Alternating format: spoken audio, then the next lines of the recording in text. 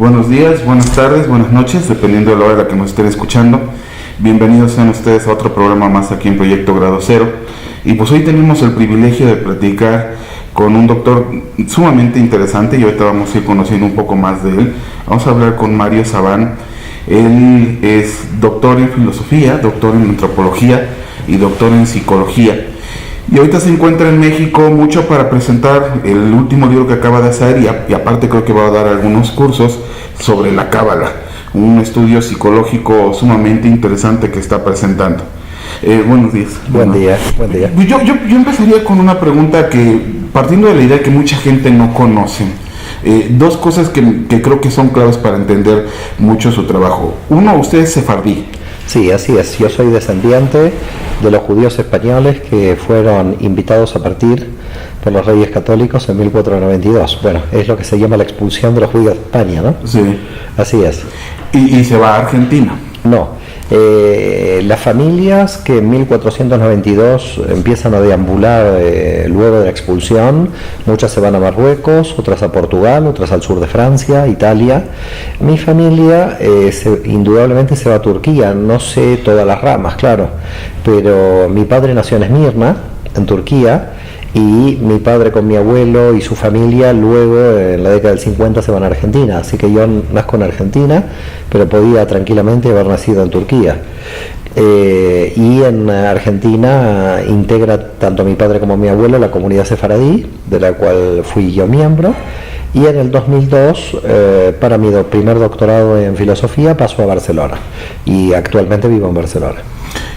Hoy está presentando un libro que también me lleva a la segunda pregunta clave, que es sobre la cábala. ¿Qué es la cábala? Bueno, acá hay varias... el problema aquí que tenemos es que toda respuesta va a ser demasiado limitada. Yo podría hacer la mejor respuesta posible, que es una cosmovisión del conjunto de la realidad, de toda la realidad. Con lo cual tenemos un problema, porque no es una disciplina en particular, y justamente a mí el estudio de la cábala me permite ir pasando de disciplina a disciplina. Es una sabiduría antigua, por supuesto está enmarcada dentro de la identidad judía. Los cabalistas a lo largo de la historia lo que hicieron es tratar de comprender el universo y al sujeto, y por lo tanto ellos decían que los dos grandes misterios son el universo y el sujeto. Así que tenemos una vertiente, podríamos decir, psicológica de la cábala, que le inaugura realmente Abraham Abulafia en el siglo XIII, un cabalista fundamental, porque influencia en ese momento sobre Ramón Llull, que es un místico cristiano, y también influencia, yo diría, no sé si directamente, no sé si Derrida lo habrá leído Abulafia, pero Jacques Derrida, el gran filósofo de la deconstrucción, es una persona que toma un método que 7 siglos antes los cabalistas habían puesto en funcionamiento, la desconstrucción del lenguaje. Por lo tanto, podemos decir que en términos científicos, Abraham Abulafia inaugura lo que se llama la cábala extática o profética, que es la primera forma de psicología que tenemos en el campo de la cábala, y la psicología y la cábala clásica o la cábala teosófica, que tiene que ver con la comprensión del universo. Por lo tanto, claro, el cabalista era al mismo tiempo profético, extático, es decir, en cierto modo un prepsicólogo, si se quiere llamarlo de alguna manera, y un cosmólogo, en el sentido de que necesitaba saber astrología, astronomía, física. Por tanto, ¿cómo podríamos, para dar una definición rápida, ¿no? Podríamos quedarnos hablando un tiempo? La cábala es el conjunto de todas las disciplinas que nosotros conocemos, una visión general de toda la realidad y una apertura a lo que decía el propio Abulafia, una apertura al infinito, a romper los límites de nuestra mente. Cuando usted presenta, leyendo sobre su formación, a mí me pareció una cuestión interesante que a lo mejor de primera instancia podría parecer contradictorio. Su tesis de filosofía pues sobre Maimónides. Así es. Pero Maimónides no le gustaba la cábala. Usted muy bien, está muy perspicaz ahí encontrando. Cuando yo analizo mi biografía, sucede una cosa muy extraña. mis investigaciones van en una disciplina que no se corresponde con la que yo estoy cursando. Es decir, cuando yo hice mi licenciatura, la licenciatura mía fue en Derecho, y mis investigaciones siempre fueron en Historia, en esa primera época, con lo cual yo realizaba investigaciones en Historia y cursaba mi licenciatura en Derecho. Esa primera decisión, de alguna forma, de mi biografía, se la debo a mi madre, que en paz descanse, porque ella decía que si yo seguía la licenciatura en Historia moriría de hambre, y la verdad que quizás no le falta razón, y entonces seguí la licenciatura en Derecho. No es que me disgustó, porque a mí me gusta estudiar, investigar, pero estaba a contramano. Yo estaba investigando historia. Cuando estoy realizando mi doctorado en filosofía, yo en verdad cuando fui a Barcelona no fui para mi doctorado en filosofía, fui para mi doctorado en teología, porque yo ya estaba investigando los orígenes del cristianismo, y por lo tanto llego a Barcelona, quiero apuntarme en teología, y me dicen que teología no se puede uno apuntar porque tendría que hacer el bachillerato, la licenciatura. En España no se puede entrar en el doctorado de teología si uno no hizo la licenciatura en teología, no puede venir de otra licenciatura. Por lo tanto, me apunté en filosofía, a pesar de que mis investigaciones iban por el campo de la teología. Así que me volvió a suceder esto en mi biografía. Cuando escojo la tesis doctoral sobre Maimónides, me queda claro que es filosofía, pero en ese momento yo todavía no tenía un desarrollo fuerte de mis investigaciones de Cábala, recién comenzaba, con lo cual podíamos decir que no hubo contradicción, porque la investigación de la Cábala, en mi caso, era estaba en sus inicios, estamos hablando de hace 10, 15 años, y entonces no lo veía como incompatible, si se quiere. Pero me llamó mucho la atención que Maimónides, en el libro tercero, capítulos 1 a 7 de la Guía de los Perplejos, habla del Masé Merkabah, habla de un tema que es el carro de fuego, que tiene que ver con la Kabbalah. Y yo decía, pero qué misterio, un filósofo que nosotros en la historia lo hemos siempre catalogado como filósofo y no cabalista, no místico, tenga 7 capítulos de un tema de Kabbalah, un tema místico. Quiere decir que es un filósofo que ya, claro, nosotros siempre catalogamos a los individuos luego de muertos, pero en verdad ahí hay componentes de Kabbalah. Y yo siempre seguí teniendo la duda a través de los años de que había alguna cosa de Kabbalah en Maimónides, hasta que leo un libro de Leo Strauss, el gran filósofo judío alemán que murió en Estados Unidos, y a mí Leo Strauss me deja más perplejo que la Guía de los Perplejos, porque toda la obra de Leo Strauss es explicar cómo Maimónides realmente fue un cabalista, porque en verdad lo que hace es que la Guía de los Perplejos es la explicación de la creación, del ex nihilo, del Masé Bereshit, y nosotros tomamos esa obra como filosófica. Por lo tanto, ahí se puede llegar a entender algo que también me llamaba poderosamente la atención cuando estudiaba la biografía de Abulafia, porque Abulafia dice que lo llevó a la Cábala fue el estudio de la Guía de los Perplejos de Maimónides. Con lo cual, cuando yo investigaba a Abulafia, decía, pero acá hay una contradicción. Si nosotros decimos que Maimónides es filósofo y Abraham Abulafia se vuelve cabalista, ¿cómo Abraham Abulafia se volvió cabalista con la Guía de los Perplejos? Cuando leo Strauss, me doy cuenta que Abraham Abulafia tiene razón. Hay Kabbalah, hay mística, y de alguna forma Maimónides dice, voy a revelar lo que la gente puede entender.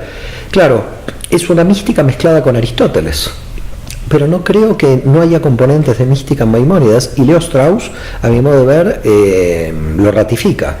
Y cuando yo estudio profundamente la Kabbalah, entiendo todavía mejor a Abulafia, porque en verdad hay una dimensión dentro del árbol de la vida que se llama Binah, o el conocimiento racional, y lo que hizo Abulafia fue muy simple. Entró por Binah en el árbol de la vida, por el conocimiento racional, y el conocimiento racional en su representación ideológica para Abulafia era Maimónides.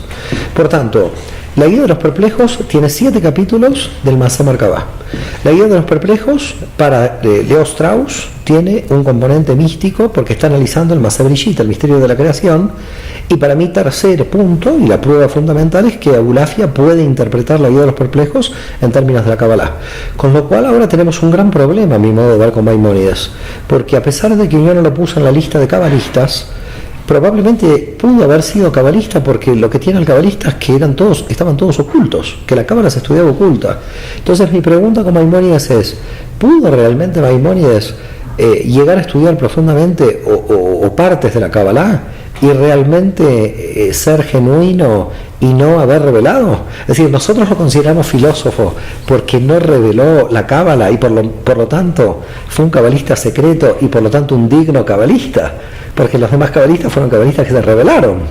Estas son preguntas que quedan en el aire, pero que creo que la investigación de Strauss nos abre muchísima cantidad de interrogantes sobre aspectos de Maimónides a los que yo ya dudaría solamente de catalogarlo como filósofo. En el libro que hoy presenta, yo lo leí en dos dimensiones, bueno, tal vez una tercera dimensión, la propia de la Kabbalah, una dimensión filosófica y una dimensión psicológica. En la psicológica es evidente que usted es junguiano, ¿no? Pero ahorita saltamos a esta cuestión.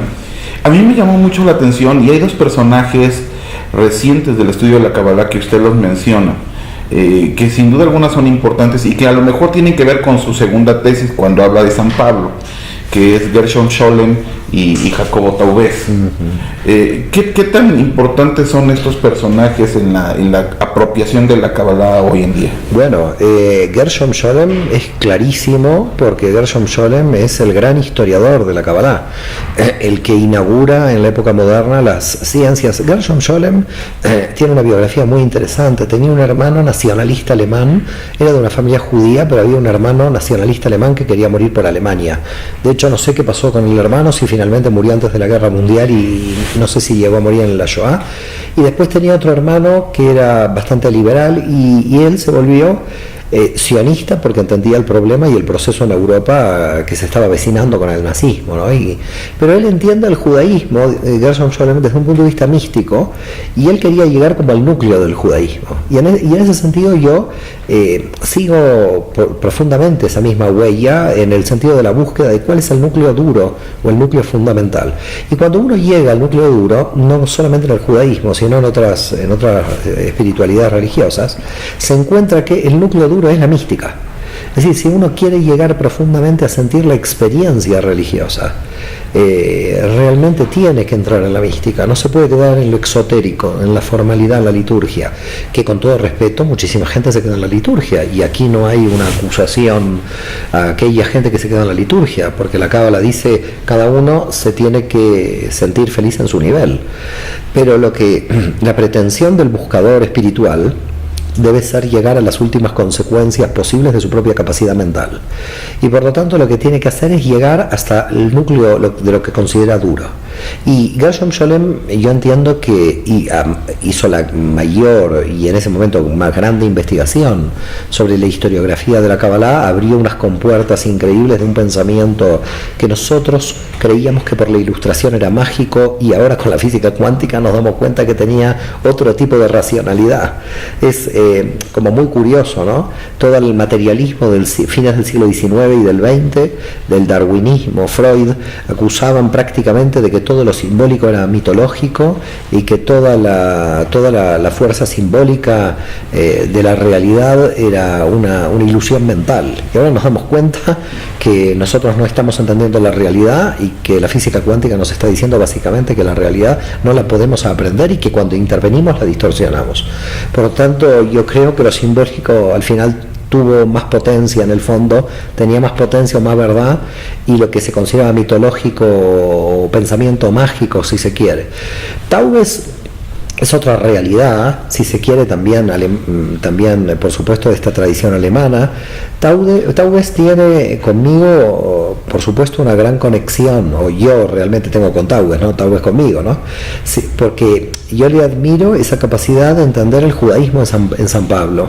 San Pablo es una figura controvertida porque para prácticamente todo el cristianismo, toda la teología cristiana, es el gran fundador del cristianismo, y para la teología judía es el gran traidor del judaísmo.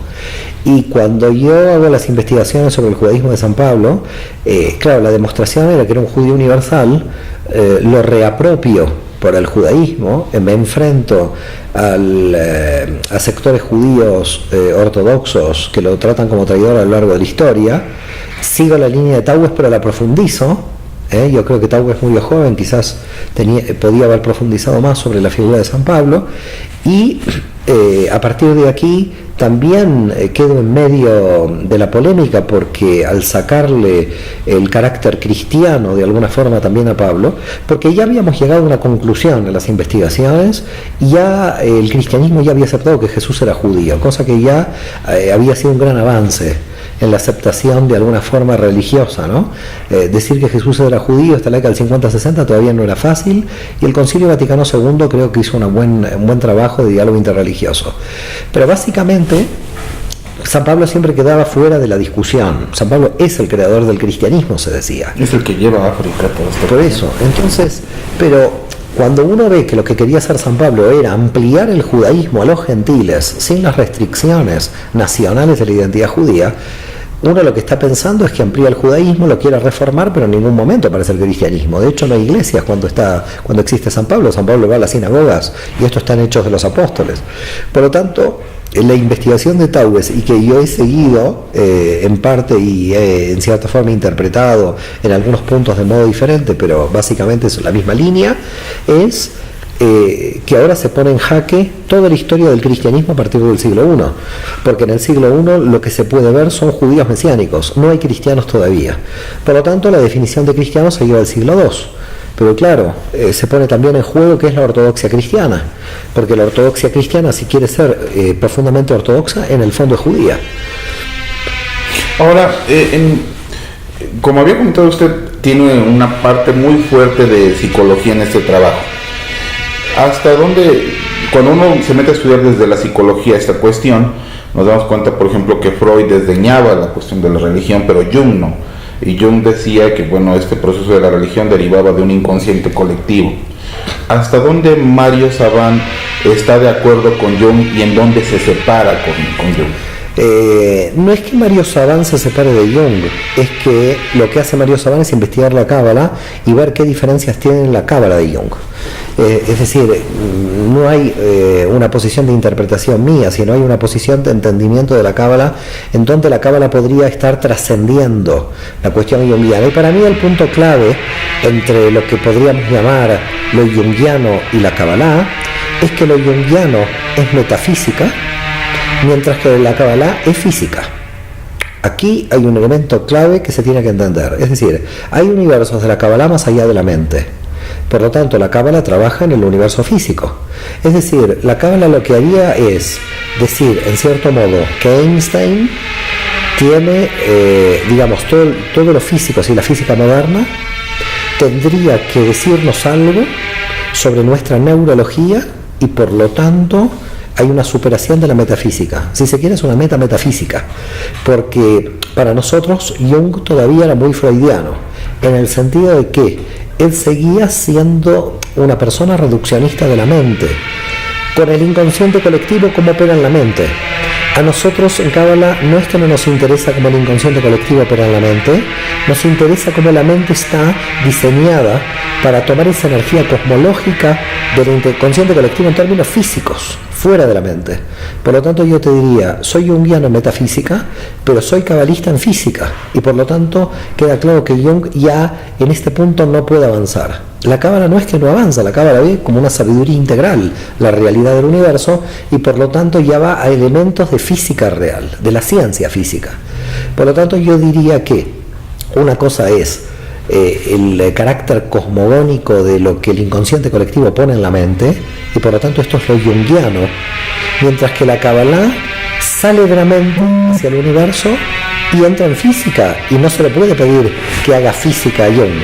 Por lo tanto, hay una superación de la metafísica a la física, y en ese sentido la cábala entra en neurología, en sinestesia, en comprensión de la mente en relación con el universo, y estos temas ya no los tocó indudablemente Jung, pero en el fondo, haciendo un análisis de la cábala, yo creo que cuando realmente entendamos la unión de física y neurología, que todavía aún los neurólogos se resisten a entender cómo nuestra mente está relacionada con el exterior, porque los neurólogos siguen teniendo cierto materialismo experimental en entender la neurona con la neurona en sí misma, cuando la Cábala lo que está diciendo es que tiene que haber neuronas que se contacten con la realidad exterior y que nosotros, la telepatía, la telequinesis, las neuronas están trabajando en situación de onda, en situación cuántica. Debería existir algún tipo de neurología cuántica que nos permita entender la neurología desde el punto de vista físico, y entonces ya no estaríamos hablando de metafísica, estaríamos hablando de una energía psíquica real que está relacionada con una energía cósmica real en el campo de la física. En el trabajo que presenta hay dos aspectos que a mí me parecieron sumamente interesantes. El primero está asociado sobre el yo, ¿no? Usted menciona la existencia de un yo real. ¿Qué es este yo real? ¿Es el yo que existe independientemente de otras condiciones o tiene ciertas pretensiones de ello y super yo? Sí, el tema es el siguiente. Cuando nosotros hablamos del yo, básicamente estamos hablando de toda la estructura del árbol de la vida. No podríamos definir al yo exactamente sobre ninguna sefirá, sobre ninguna dimensión. Solamente que definimos el yo en una dimensión para ver qué parte del yo está operativa en esa dimensión.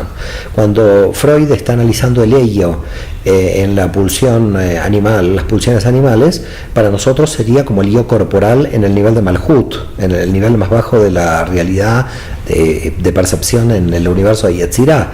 Pero por ejemplo, cuando Freud está hablando del yo en Tiferet, está hablando de la administración del que tiene que mediar en la tensión entre cuántas energías tiene que darle placer a lo pulsional y cuánta energía tiene que ser reprimida para la cultura, para ofrecérsela a la cultura.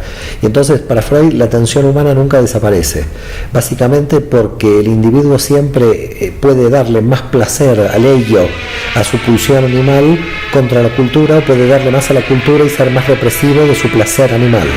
Y por lo tanto el individuo para Freud estaría siempre problematizado, sería siempre un yo escindido permanentemente, no se podría integrar de ninguna manera, siempre tendría que estar calculando cuánto placer le da al ello y cuánto, de alguna manera, cuánto transfiere de su poder al medio de la cultura y que por lo tanto le causa represión y es la creación del super-yo.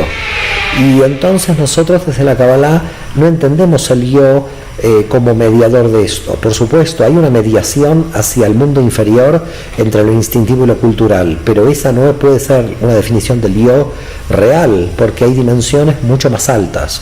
Por ese motivo, cuando viene el cognitivismo y va hacia la binah, va hacia la mente, el cognitivismo de alguna manera, que Freud podríamos también llamarlo cognitivo moderado, en el momento en que la conciencia y el inconsciente están operativos y el preconsciente hace de mediador entre ellos, pero siempre en función de la administración de la pulsión sexual y de la represión de la cultura. No podemos hacer que la mente solamente esté estrictamente, exclusivamente esté condicionada cognitivamente por esta situación. Y creo que cuando viene Jung y dice, señor, ahora explíqueme qué tiene que ver la administración de la represión de la cultura frente a la represión sexual cuando uno hace las catedrales o cuando uno tiene la simbología religiosa, ahí Freud no puede responder. No tiene forma, lo freudiano no tiene forma de respuesta para lo que podríamos llamar la cuestión trascendente. Entonces es ahí donde tiene que venir Freud con la teoría de Tánatos y Eros, tiene que venir con el análisis de la muerte, porque de alguna manera dice, bueno, la religión es el antídoto contra la angustia del fin de la existencia física, porque la teoría sexual no le puede dar respuesta a lo junguiano. Entonces, de alguna manera Freud ve lo junguiano como mitológico y no lo ve como respuesta a la angustia. Pero Jung básicamente dice, no necesariamente el ser humano que yo estoy estudiando está angustiado por la cuestión de la mente y sigue teniendo simbología, por lo tanto sigue operativo el inconsciente colectivo más allá de la angustia de la muerte. Y claro, ahí quedaron totalmente trabados ambos, ¿no? Freud insistiendo que la religión es una estructura contra la angustia de la muerte, Jung diciendo una persona sin angustia de la muerte sigue teniendo elementos trascendentes e inexplicables, por lo tanto, en la teoría freudiana. Vaya. Usted, otro de los conceptos que utiliza es el yo finito, pero no un finito en términos de espacio y tiempo, sino también finito en las cosas que puede asimilar, en las cosas que puede externar. ¿Hasta dónde es importante en la Cábala el entendimiento o la aceptación de un yo finito? Este tema lo trata muy bien un místico cristiano muy reconocido en Francia en el siglo XX y que yo he leído y que me abrió los ojos sobre la problemática de San Pablo. Y fíjate que estaba estudiando Cábala. Sí, estaba estudiando Cábala y quería tratar de entender la finitud del sujeto y me lleva a un tema que yo había estudiado hace 10 años. Pero bueno, al final todos los temas se van entrelazando en conjunto, ¿no? Y esto es Paul Ricoeur. Paul Ricoeur tiene un libro que se llama, está editado por Editorial Trota, Culpabilidad y Finitud, y a mí me queda clarísimo, el ser humano se siente culpable no por una culpa moral, puede sentir culpa moral de acuerdo al contexto social en que se desarrolle, pero básicamente se siente culpable de todo lo que querría hacer y no puede hacer. Es decir, el ser humano, diríamos, es un ente finito, pero que no quiere reconocer sus límites, que se pelea con sus límites permanentemente. Y en consecuencia, la falta o la percepción distorsionada de estos límites hacen que el ser finito no pueda aceptar de alguna forma su situación de finitud.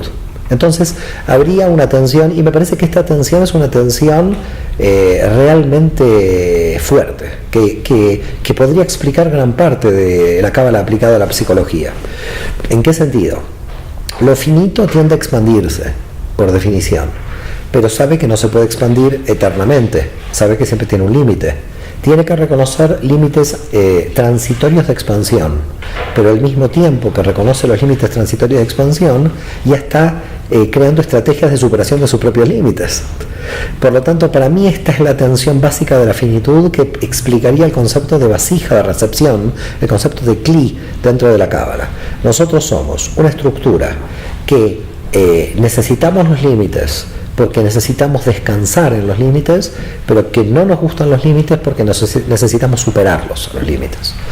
Cuando nosotros tenemos un proceso de superación de los límites más rápido que nuestras energías psíquicas, entonces entramos en desequilibrio, porque nos estamos expandiendo psíquicamente más que nuestros límites, y el cuerpo puede enfermar.